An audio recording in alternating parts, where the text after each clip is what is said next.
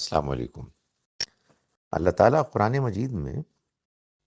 ایک ہی بات کو مختلف مقامات پر بیان کر کے یہ واضح کرتے ہیں کہ اصل میں بات اصل میں کیا ہے، اللہ کا منشا کیا ہے۔ ایک جگہ ایک بات ایک انداز میں ہوتی ہے، وہی بات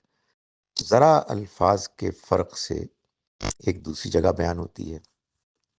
تو یہ معلوم ہو جاتا ہے کہ اصل میں بات کیا ہے۔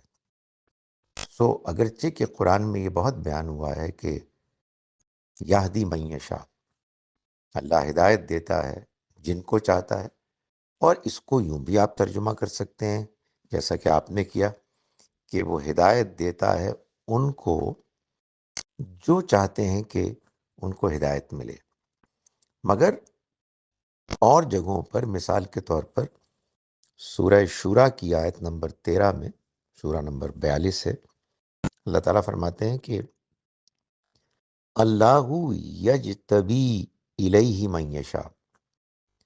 اللہ چن لیتا ہے اپنی جانب، یعنی اپنی جانب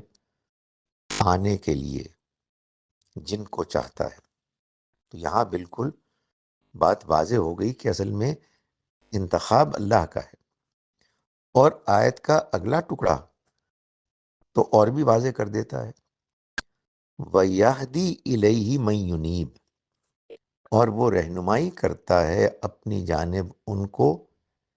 کہ جو رجوع کرتے ہیں۔ اصل بات یہ ہے کہ جہاں کہیں بھی یہ بات بیان قرآن مجید میں ہوئی ہے کہ اللہ ہدایت دیتا ہے جس کو چاہتا ہے، تو اس کو قرآن مجید کے اس بیان کے ساتھ جوڑ کر بیان کرنا چاہیے کہ وَيَهْدِي إِلَيْهِ مَن يُنِيبُ، وہ اپنی جانب ہدایت اور رہنمائی کرتا ہے ان کی جو اس کی طرف رجوع کرتے ہیں۔ تو ترجمے میں یہ اضافہ ہمیشہ کرنا چاہیے۔ چنانچہ میں تو جب کبھی جمعے کے خطبے میں ترجمے کا موقع ہوتا ہے یا میں رجحان پیدا ہوتا ہے تو یوں بھی کرتا ہوں کہ میں بات کو بیان کرتا ہوں جیسے کہ خطبے میں عام طور پر بیان ہوتی ہے کہ اللہ ہے کہ جو من یہدہ اللہ، جس کو اللہ ہدایت دیتا ہے اپنے قانون اصول کے مطابق، فلا مضل لہ، تو اس کا کوئی گمراہ کرنے والا نہیں ہو سکتا، ومن یضللہ، اور جس کو وہ اپنے قانون اپنے ضابطے کے مطابق